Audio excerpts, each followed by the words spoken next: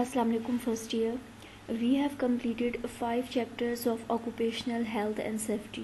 So इस online session में we'll start chapter 6 that is related to electric shocks and earthling. और जो content हम cover करेंगे इसमें it includes dangers of electricity, electric shock phenomena, reasons of electric shock, prevention of electric shock, and first aid in electric shock. Now let's start with dangers of electricity. Dangers of electricity include a variety of hazards like electric shock, physiological damage, physical burns, heart shrinkage, and neurological damage resulting in death. मतलब आप energy की किसी भी form को अगर properly control नहीं करते तो it can result in serious danger to those who use it. The risks associated with electric power can generally be divided into two categories. Electricity के इस्तेमाल की वजह से जो आपको ख़तरात हो सकते हैं उनको बुनियादी तौर पर दो कैटेगरीज में डिवाइड किया जाता है. First one, direct danger.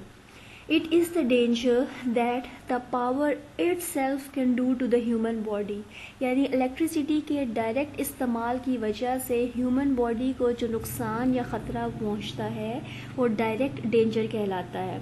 मसलन आपका बॉडी का कोई पार्ट बर्न हो जाता है, आपकी ब्रीदिंग जो है वो स्टॉप हो जाए, आप किसी भी किस्म की कॉन्शियसनेस में चले जाएं, बेहोश हो जाएं. लेकिन इलेक्ट्रिसिटी का डायरेक्ट शॉक लगने की वजह से या झटका लगने की वजह से जो भी आपको नुकसान पहुंचता है वो डायरेक्ट डेंजर कहलाता है. And then indirect danger. The indirect dangers of electricity include the damages that can result to the human body as a result of something caused by the electric shock.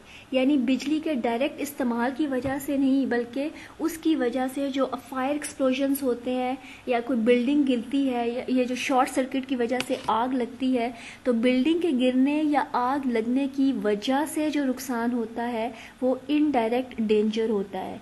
वो directly आपको बिजली के झटके से नहीं लगता बल्कि उसकी वजह से होने वाले जो आग है, फायर एक्सप्लोजन है, या उसकी वजह से जो आपकी बिल्डिंग गिरती है और उस बिल्डिंग के गिरने से जो आपका बॉडी पार्ट डैमेज हो, कोई फ्रैक्चर हो जाए या कुछ हो तो वो आपका इनडायरेक्ट डेंजर में काउंट होता है. और ये the minimum current that a human can feel is thought to be about 1 milliampere. यानी कम से कम जो 1 मिली एम्पेयर का करंट है वो ह्यूमन बॉडी जो है वो फील करती है. And as little as 80 milliampere can seize the heart muscle. और कम से कम 80 मिली एम्पेयर जो हैं वो आपके हार्ट मसल की रुकावट का बायस बनते हैं, यानी हार्ट अटैक का बायस बनते हैं. सो इस स्लाइड में हमने दो बुनियादी कैटेगरीज पढ़ी हैं आपकी जो इलेक्ट्रिसिटी के इस्तेमाल की वजह से ख़तरात हैं. एक डायरेक्ट डेंजर जो बिजली के डायरेक्ट झटके की वजह से आपकी बॉडी को नुकसान पहुंचता है, और दूसरा इनडायरेक्ट डेंजर जो बिजली की वजह से शॉर्ट सर्किट की वजह से आग लगती है, ये बिल्डिंग का स्ट्रक्चर गिरता है और आपको नुकसान पहुंचता है तो वो आपका इनडायरेक्ट डेंजर कहलाता है. नेक्स्ट आपके जो डेंजर्स ऑफ इलेक्ट्रिसिटी हैं उनको बुनियादी तौर पर 4 इकसाम में तकसीम किया गया है. यानी इलेक्ट्रिसिटी के इस्तेमाल की वजह से ह्यूमन बॉडी पर 4 तरह के नुकसानात या ख़तरात जो है वो पेश नज़र हो सकते हैं. फर्स्ट वन है फिजियोलॉजिकल. यानी आपकी जो बिजली के इस्तेमाल की वजह से आपके जिस्म का या बॉडी का कोई पार्ट इफेक्ट होता है तो ये फिजियोलॉजिकल डैमेज कहलाता है. And the perception of electric shock can be different depending on the voltage, duration, current, path taken and the frequency. यानी आपकी जो बॉडी है वो इलेक्ट्रिक शॉक को जो झटका बर्दाश्त करती है वो उसका जो सवियरिटी है या शिद्दत है वो मुख्तलिफ हो सकती है.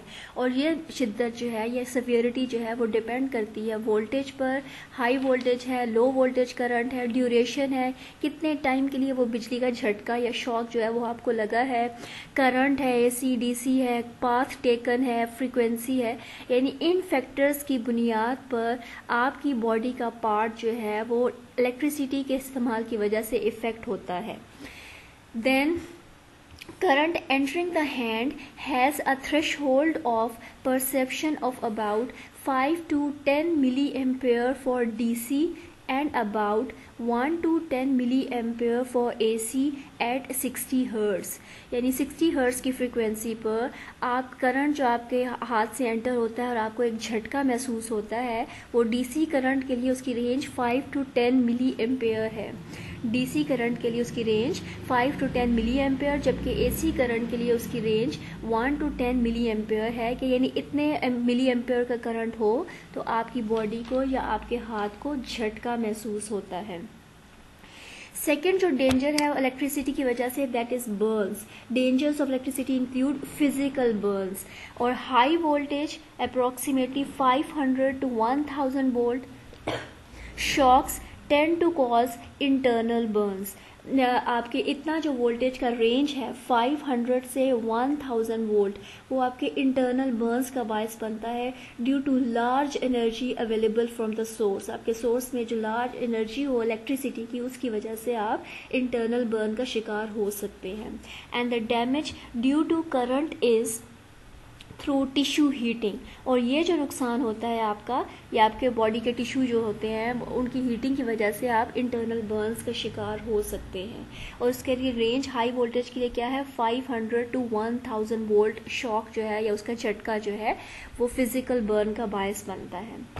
नेक्स्ट जो टाइप है या जो ख़तरा है इलेक्ट्रिसिटी के इस्तेमाल की वजह से, that is heart shrinkage. A low voltage 110 to 220 volt 50 or 60 hertz AC current may cause the heart shrinkage while traveling through the chest even for a fraction of second। लेकिन यानी एक लम्हे के लिए भी 110 से 220 वोल्ट वोल्टेज या फिर 50 और 60 हर्ट्ज का AC करंट जो है वो आपके हार्ट श्रिंकेज का बायस बन सकता है। Even just for a fraction of second, एक लम्हे के लिए भी इतने वोल्टेज का अगर आपको झटका लगता है। If the current has a direct pathway to the heart, a much lower current of less than 1 milliampere AC or DC can cause the shrinkage। और ये जो आपने पीछे वाली स्लाइड में भी देखा है कि जो फैक्टर्स इफेक्ट करते हैं सीवियरिटी को, कि आपको झटका किस नोयत का लगता है, उसमें पाथ भी है। अगर आपको डायरेक्टली करंट जो है वो आपकी चेस्ट में उसका पाथ मूवमेंट हो, उसका रास्ता हो, वो डायरेक्टली आपके चेस्ट को ट्रैवल करे, तो सिर्फ 1 मिली एम्पेयर का करंट भी हार्ट श्रिंकेज का बायस बन सकता है। और फोर्थ जो खतरा या डेंजर या नुकसान है, that is the neurological effects. Other dangers of electricity can cause interference with the nervous control system। और इसका ये that is the repeated or severe electric shock which does not lead to death has been shown to cause neuropathy। यानी आपको ऐसा झटका जो कि अगर आपकी डेथ का बायस नहीं बनता तो वो आपको किसी न किसी किस्म के न्यूरोलॉजिकल इफेक्ट, आपके नर्वस सिस्टम को इफेक्ट करता है, जिसकी वजह से आप लॉस ऑफ कॉन्शियसनेस का शिकार हो सकते हैं, यानी बेहोशी का शिकार हो सकते हैं, अपने कॉन्शियस को खो सकते हैं थोड़े वक्फे के लिए या कुछ भी। तो ये आपका, इसकी वजह से आप डेथ कॉज नहीं होती है, लेकिन आप किसी न किसी किस्म के एसाबी मर्ज का शिकार हो सकते हैं। So these are the 4 dangers of electricity. That is physiological, उसका आपको नुकसान हो सकता है, बॉडी का कोई पार्ट मुतासर हो सकता है। देन बर्न्स, बॉडी का कोई पार्ट जलने का शिकार हो सकता है। देन हार्ट श्रिंकेज, आपको हार्ट अटैक का खतरा हो सकता है। And the fourth one are the neurological effects, आपको एसाबी किसी मर्ज का शिकार हो सकते हैं, आप अपना जो है बेहोशी का शिकार हो सकते हैं। सेकेंड जो टॉपिक है इसमें इस चैप्टर से related, that is the electric shock phenomena। An electric shock occurs when current travels through the body। Electric shock can be painful or cause serious injury and in extreme cases even death। So इस case में जो factors आपके होते हैं severity को, कि आपको pen हो रहा है, आपको कोई ना कोई इरिटेशन हो रही है, बर्न हो रही है, या इवन आप डेथ का शिकार होते हैं, then the following factors determine the severity of the effect of the electric shock। ये आपके फैक्टर्स हैं जो कि सिवियरिटी को डिफाइन करते हैं कि आप किस किस्म के झटके का शिकार हो सकते हैं। First one, the level of voltage. High level है तो एक सेकंड का झटका भी जो है वो आपको बहुत नुकसान पहुंचा सकता है। और लो लेवल है तो वो आपका कंटिन्यूस, अगर आपको कुछ सेकंड के लिए, कुछ लम्हों के लिए वो बिजली का करंट लगता है तो वो उसकी सिवियरिटी डिफरेंट होगी। Then second one, the amount of body resistance you have to the current flow. ये आपकी बॉडी की रेजिस्टेंस से मुराद जस्ट लाइक इम्यून सिस्टम है। कुछ पर्सन है वो छोटी सी बीमारी से भी बहुत ज़्यादा मुतासर होते हैं, जबकि कुछ लोग हैं वो बहुत बड़ी बीमारियों को भी आसानी से बर्दाश्त कर लेते हैं। तो ये बॉडी के इम्यून सिस्टम की तरह आपका बॉडी का रेजिस्टेंस सिस्टम जो है वो भी डिफाइन करता है कि आपको बिजली का झटका या करंट जो है उससे लगने वाला शॉक जो है वो कितनी सिवियरिटी का होगा। देन नंबर थर्ड पॉइंट है the path the current takes through your body. ये नेक्स्ट स्लाइड में हम देखेंगे भी कि ये डिफाइन करता है टाइप्स ऑफ इलेक्ट्रिक शॉक्स को भी, कि आपका करंट का पाथ जो था वो फ्रॉम आर्म टू आर्म था, बाजू से बाजू की तरफ था, या फ्रॉम आर्म टू फुट था, या एक बाजू से पाँव की तरफ था। तो उसकी वजह से भी आपका लगने वाले बिजली के झटके की सिवियरिटी जो है वो डिफरेंट होती है। Then the length of the time the current flows through your body, कि कितने टाइम के लिए, कितने ड्यूरेशन के लिए जो करंट है आपकी बॉडी में से ट्रेवल किया है। आपको शॉक लगा है तो जल्दी से आपने हाथ हटा लिया है, या आपको किसी और को आपको शॉक वहाँ से हटाना पड़ा है कि आप सब कॉन्शियसनेस का शिकार हो गए थे। तो ये 4 फैक्टर्स हैं जो कि डिफाइन करते हैं कि इलेक्ट्रिक शॉक या बिजली के झटके की वजह से आप जो है वो हल्का फुल्का जस्ट पेन महसूस करेंगे, या आपकी बॉडी का कोई पार्ट बर्न हो जाता है, या इवन आप डेथ का शिकार होते हैं। These are the 4 points, that is the level of voltage। आपका वोल्टेज का लेवल है, हाई वोल्टेज है, लो वोल्टेज है। The amount of body resistance, आपकी अपनी बॉडी में कितनी रेजिस्टेंस थी करंट के बहाव के खिलाफ। The path of current, current का जो पाथ है विद इन द बॉडी के वो कहाँ से कहाँ ट्रेवल करता है। And the length of the time the current flows, यानी करंट कितने टाइम के लिए आपकी बॉडी में से फ्लो करता है। और इस बेस पर the types of electric shock में a major issue affecting the severity of an electric shock is the point of entry, कि करंट जो है वो आपकी बॉडी में किस रास्ते से दाखिल हुआ। तो ये आपके करंट या बिजली के झटके की सेवियरिटी को डिफाइन करता है कि आपको हल्का झटका लगता है या शदीद झटका लगता है। उस बेस पर 2 बुनियादी इकसाम है। फर्स्ट वन है micro shocks, travelling from arm to foot, बाजू से फुट की तरफ जब आपका करंट का बहाव होता है तो ये माइक्रो शॉक्स कहलाते हैं। And the second one are the macro shocks, travelling across the body from arm to arm, एक बाजू से दूसरे बाजू की तरफ अगर करंट की movement with in the body होती है तो ये शॉक्स मैक्रो शॉक्स कहलाते हैं। इनको हम पिक्टोरियल रिप्रेजेंटेशन में भी देख सकते हैं कि मैक्रो शॉक्स हैं that are travelling from arm to another arm through the heart.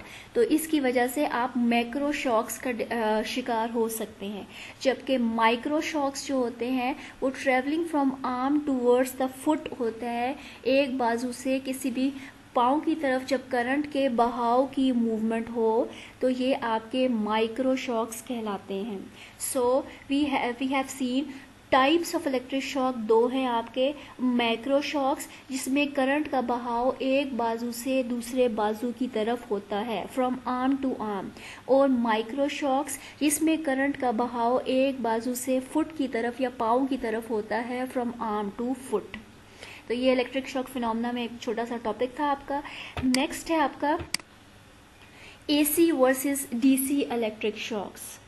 There has been much debate over whether AC और DC current is more dangerous। इनमें से ज़्यादा ख़तरनाक कौन सा है, ये बहुत अरसे से ये डिबेट चलती आ रही है। इस हिसाब से जस्ट आपने few points हैं which you have to kept in mind। First one is an AC current can cause more pain and danger at lower voltage if the current is sustained। अगर current का बहाव कुछ अरसे के लिए sustain रहे, कुछ लम्हों के लिए सस्टेन रहे, तो AC करंट जो है वो लो वोल्टेज पर ज़्यादा नुकसान का बायस बन सकता है। DC power will deliver more current at a higher voltage for a brief amount of time, जबकि DC पावर जो है वो सिर्फ फ्रैक्शन ऑफ सेकेंड, थोड़े से लम्हे के लिए भी हाई वोल्टेज पर ज़्यादा करंट जो है वो डिलीवर करता है।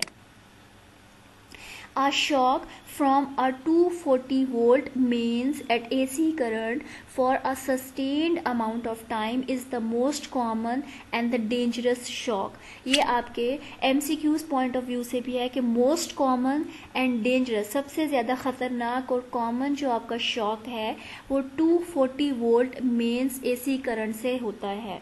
Most common and dangerous shock resulting from 240 volt mains at AC current।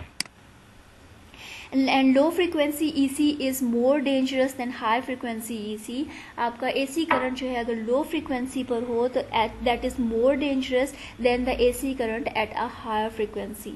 And the last point which you have to keep in mind is the safe current and duration level to survive is 500 milliampere for 0.2 seconds and 50 milliampere for 2 seconds। ये आपका point note करने के लिए या MCQs के लिए कि safe current की जो लेवल ड्यूरेशन लेवल है सेफ करंट के लिए वो आपका 500 मिली एम्पेयर के लिए 0.2 सेकेंड, यानी 0.2 सेकेंड के लिए 500 मिली एम्पेयर का करंट का झटका अगर लगता है तो यू कैन सर्वाइव, और 2 सेकेंड्स के लिए 50 मिली एम्पेयर करंट का झटका जो है वो अगर आपको लगता है तो ये आपकी सेफ वैल्यू है and you can survive from the electric shock.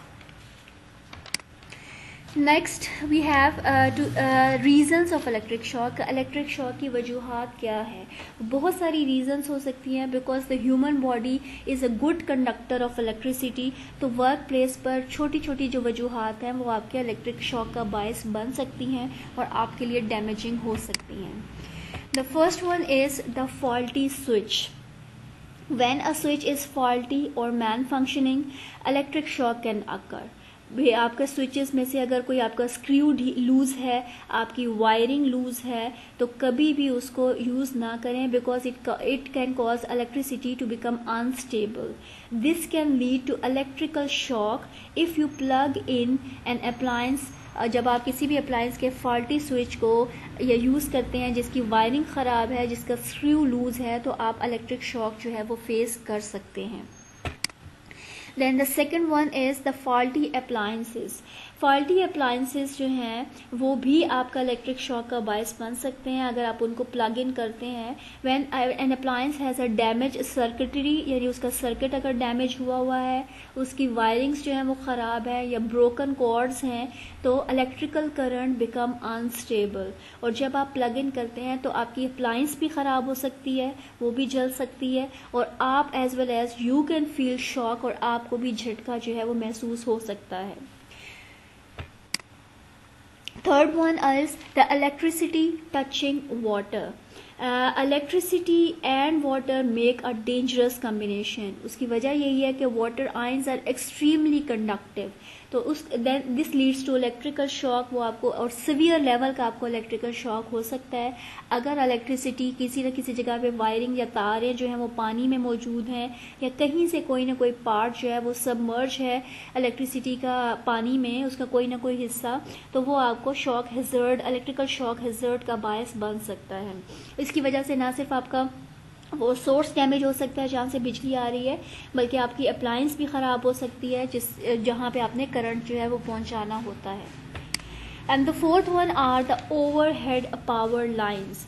Overhead and energized electrical lines have high voltages which can cause major burns to the workers। आपके वर्कर्स को इसकी वजह से मेजर बर्न्स हो सकते हैं क्योंकि ये हाई वोल्टेज इनमें मौजूद होती हैं। उसके लिए यही है, you have to remember to maintain a minimum distance of 10 feet from overhead power lines.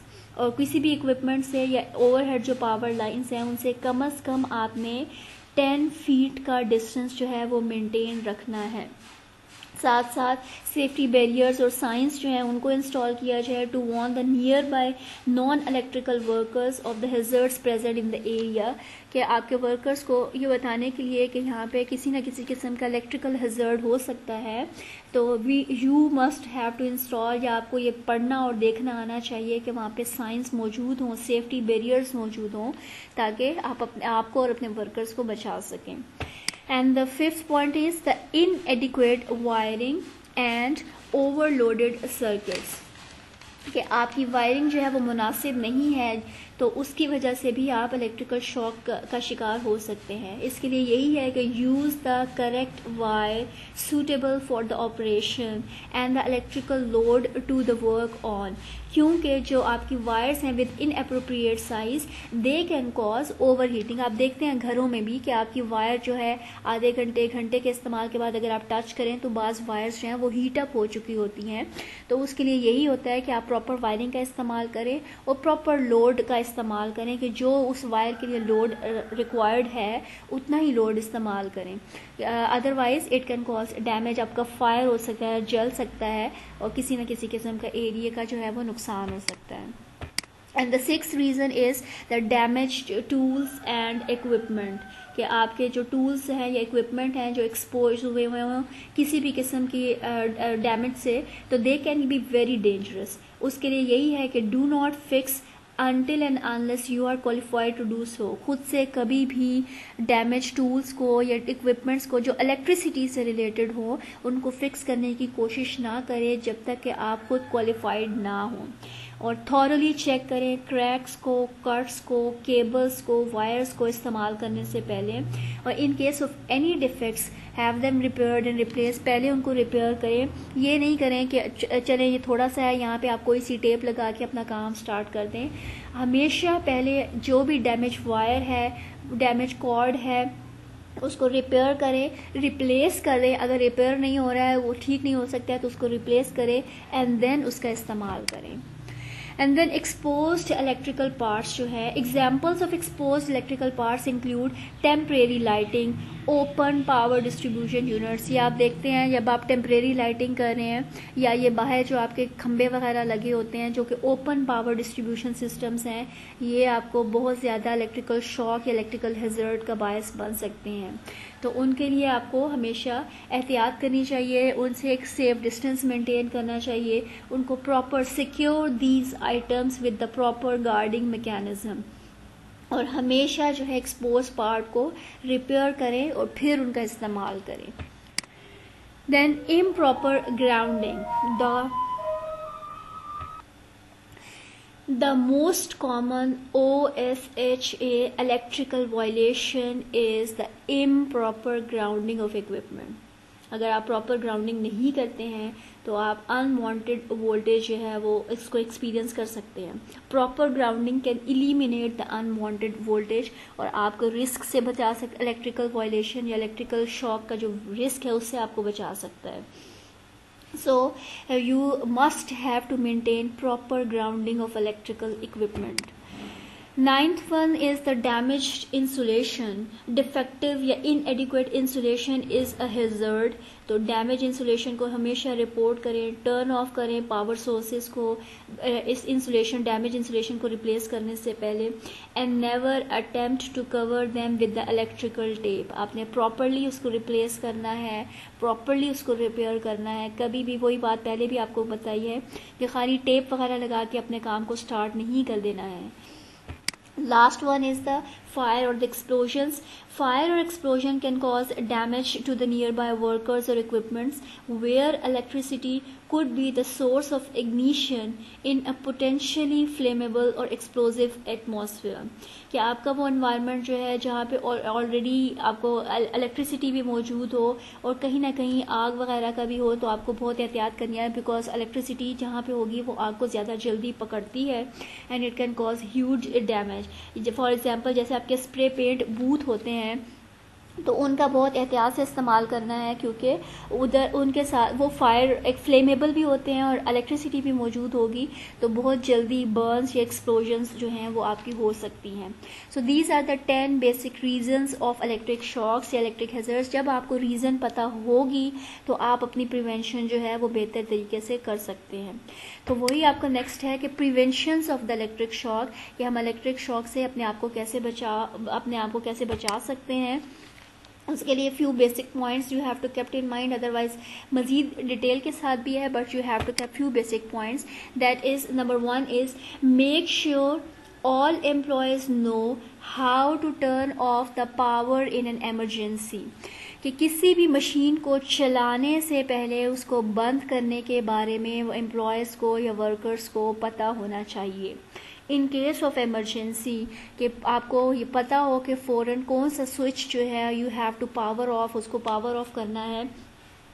ये आपका फर्स्ट वन, चलाने से भी पहले आपको उसको emergency, in case of emergency बंद करने के बारे में पता होना चाहिए।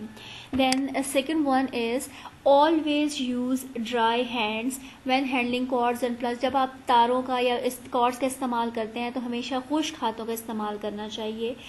कभी भी आपने गीले हाथों के साथ तारों को नहीं पकड़ना है या प्लग इन जो है वो नहीं करना है। And if the cord is wet और you are standing in water, अगर आपकी कॉर्ड गीली है, आप पानी वाली जगह पे खड़े हुए हैं, remove the cord from the water, उसको पानी से पहले हटाएं, देन प्लग इन करें। और otherwise do not plug it in, के उस जब जो आपकी गीली जगह पे या तो आप मौजूद हो या आपकी तार जो है वो आपको गीली लग रही हो। Pull on the plug not the cord, तो ये भी आपको होता है कि आप पीछे से, जो हम अक्सर करते हैं कि तार से पीछे से नहीं खींचना है, आपने प्लग से पकड़ के स्विच को जो है वो अलहदा करना है। And only handle the insulated part of the plug, जो है आपने हमेशा उस जगह से पकड़ना है जो कि आपका प्रॉपरली इंसुलेटेड पार्ट होगा प्लग का। कभी भी तार को पीछे से नहीं खींचना है, उसकी वजह से आपकी तारें भी डैमेज होती हैं, आपका पार्ट जो है वो डैमेज होता है और आपको शॉक या इलेक्ट्रिकल हैज़र्ड जो है उसका ख़तरा हो सकता है। Do not run cords across walkways, चलने वाले रास्तों पे तारों का इस्तेमाल ना करें। इसकी वजह से आपकी कॉर्ड भी डैमेज हो सकती है और आपको भी इलेक्ट्रिकल शॉक का ख़तरा हो सकता है। तो कहीं भी जो आम रास्ते हैं चलने फिरने के, कोशिश करें कि या तो अंडरग्राउंड वायर्स का इस्तेमाल करें या दीवारों के साथ उसका इस्तेमाल करें, लेकिन चलने फिरने वाले रास्तों पर कॉर्ड्स जो है उनका इस्तेमाल ना करें। And remind staff to report any possible problems, के आपको स्टाफ को ये ट्रेन करना चाहिए कि जब उनको अगर थोड़ा सा भी ख़तरा लग रहा है तो सबसे पहले वो इस चीज़ को रिपोर्ट करें, बजाय इसके कि वो डैमेज कॉर्ड जो है वो उसको इसी तरह से इस्तेमाल करना शुरू कर दें, या फिर उनको ये हो कि थोड़ा बहुत ख़तरा है तो हम खुद ही ठीक कर लेंगे। कभी भी ऐसा नहीं करना है। क्वालिफाइड स्टाफ जो है उसको इलेक्ट्रिसिटी के साथ डील करना चाहिए और अपना जो दूसरा स्टाफ है उसको ये ट्रेन करना चाहिए कि वो कोई भी पॉसिबल प्रॉब्लम हो तो सबसे पहले वो उसके बारे में इन्फॉर्म करें। उसके लिए फिर आपके डिफरेंट डूज एंड डोंट्स हैं इलेक्ट्रिसिटी सेफ्टी से रिलेटेड, कि आप रबर सोल्स का इस्तेमाल करें, इंसुलेटेड टूल्स का इस्तेमाल करें, नॉन कंडक्टिव टूल्स का जो होते हैं उनका इस्तेमाल करें। हमेशा स्विचेस को शट ऑफ करें जब आप किसी इक्विपमेंट वगैरह के साथ ठीक करना चाह रहे हैं, उसको इस्तेमाल कर रहे हैं। फ्लेमेबल मटेरियल्स जो हैं वो आपको दूर रखने चाहिए। एंड एक्सटेंशन कॉर्ड्स का इस्तेमाल जो कम से कम, इंस्पेक्शन, सबसे पहले आप इंस्पेक्शन करें फिर चीज़ों को इस्तेमाल करें। और क्लीनिंग के लिए भी हमेशा पहले अप्लायंसेस को डिसकनेक्ट करें फिर उनका इस्तेमाल करें। तो इस तरह के छोटे मोटे जो प्रिवेंटरी मेजर्स हैं you have to take while dealing with the electricity. जब भी आप इलेक्ट्रिसिटी का इस्तेमाल कर रहे हैं तो हमेशा इन चीज़ों को या इन पॉइंट्स को जो है वो ख्याल रखना है आपने, for your own safety and for safety of your staff and the workers जो आपके साथ काम कर रहे होते हैं। And the last topic today's last topic जो है that is the first aid in electric shock. कि आप जब भी आपको इलेक्ट्रिक शॉक फील करते हैं या सेंस करते हैं तो उसके लिए फर्स्ट एड जो है वो क्या आप लोग उसके लिए मेजर्स लेने हैं।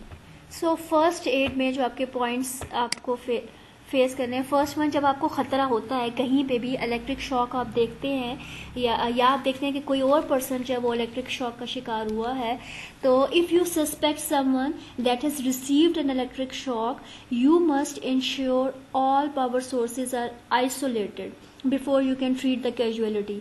इससे पहले कि आप जो शख्स जो है इलेक्ट्रिक शॉक का शिकार हो चुका है, तो आप तमाम पावर सोर्सेज जो है वो उनको आइसोलेट करेंगे उस पर्सन से जो कि ये बिजली का झटका ले चुका है। और जो आप एक्शन लेते हैं, it depends upon the high voltage और द लो वोल्टेज इलेक्ट्रिसिटी, तो उसके लिए डिफरेंट आपका रिस्पॉन्स होगा। जो आप देखते हैं कि अगर किसी को हाई वोल्टेज से झटका लगा है या किसी को लो वोल्टेज से झटका लगा है, तो you have to response different. First one, अगर आपको हाई वोल्टेज से किसी पर्सन को आप देखते हैं कि उसको इलेक्ट्रिक शॉक लगा है, तो ये आपकी ओवरहेड जो पावर केबल्स हैं, these are the examples of power source generating high voltage electricity. और इनमें ये कैपेबिलिटी होती है कि they can jump up to 18 meters और मोर। 18 मीटर पे भी कोई पर्सन खड़ा हुआ है तो ये उसको, जिसको हम कहते हैं कि बिजली ने पकड़ लिया या खींच लिया, सो हाई वोल्टेज में ये कैपेबिलिटी है कि वो 18 मीटर से भी एक पर्सन को बिजली का शॉक जो है वो लगा सकता है। So in case of high voltage, stay at least 25 meters away from the casualty until the power has been switched off by an official agency, that is electricity board।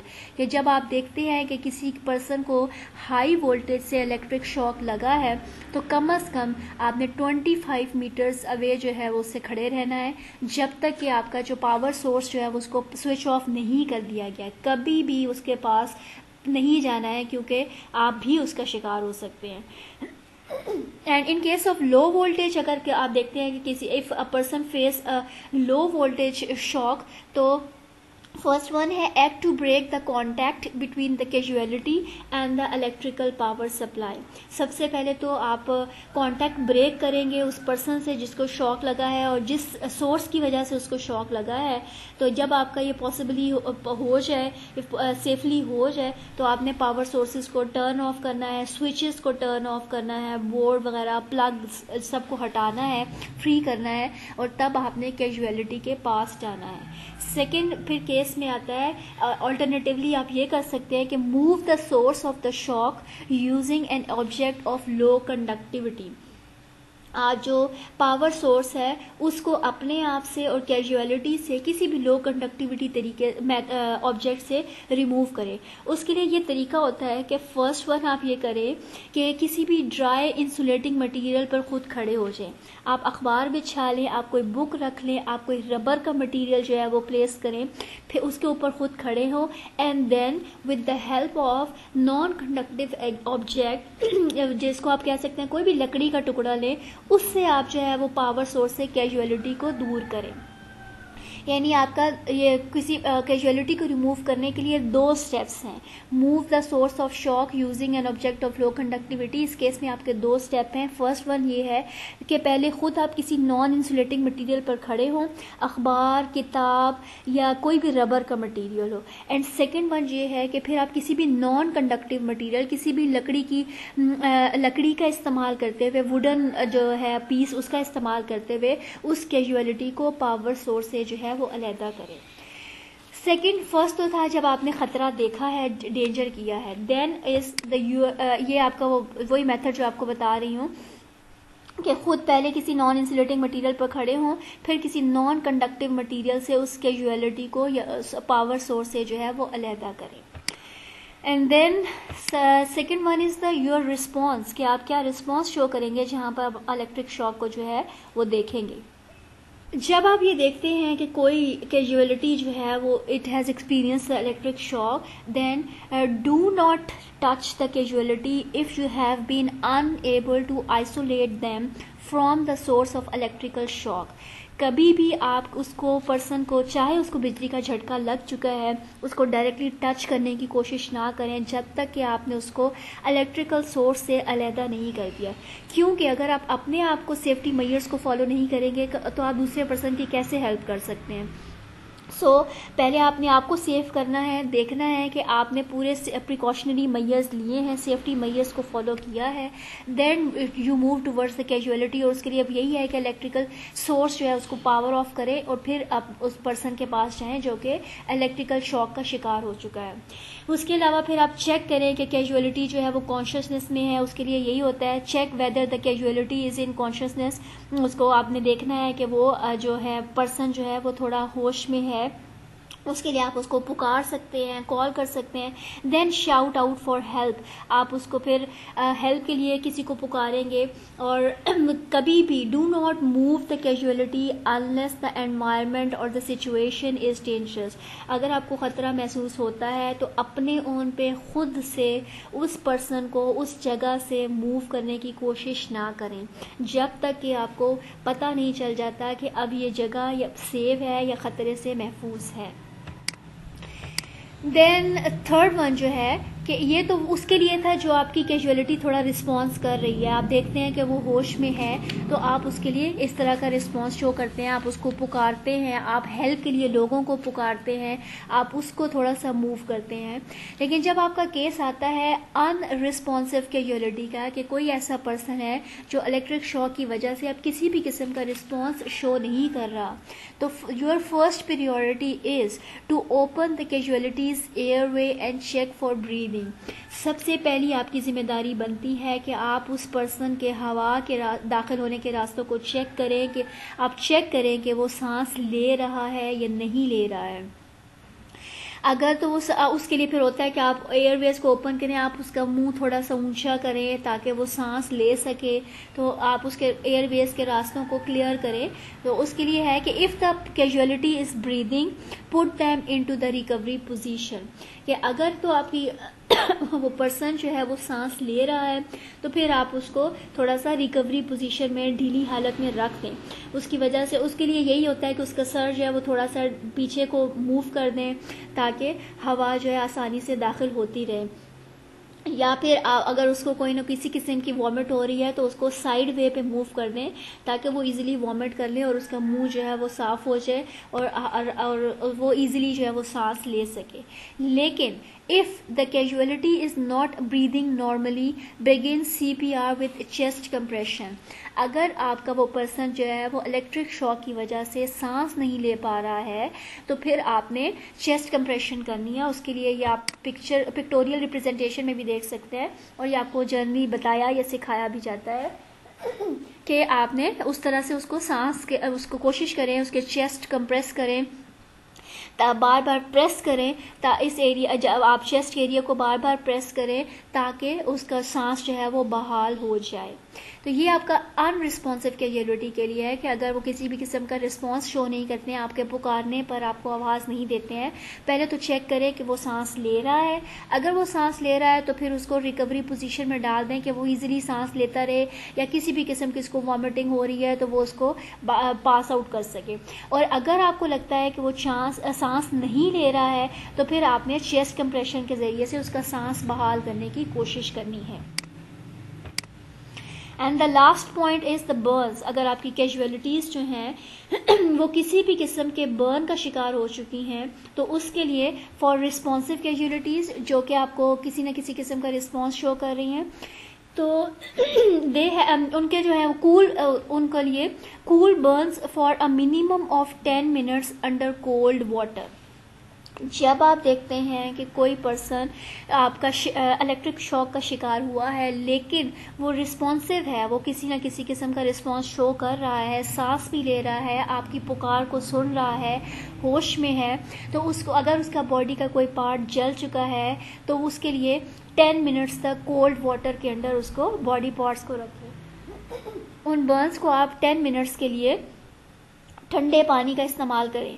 अगर फॉर अनरिस्पॉन्सिव कैजुअलिटीज़, वो casualties जो कि किसी भी किस्म का response show नहीं करती हैं और लेकिन उनकी बॉडी जो है वो जलने का शिकार हो चुकी है, then cool the burn with wet dressings और special burn dressings after placing them in the recovery position. तो उसके लिए फ़र्स्ट तो यही होता है कि आप किसी रिकवरी पोजीशन में डालें। अगर आपका वो पर्सन जो है वो किसी होश में नहीं है, आपको प्रॉपरली रिस्पॉन्स नहीं करता है, तो पहले तो आप उसको रिकवरी पोजीशन में डालें।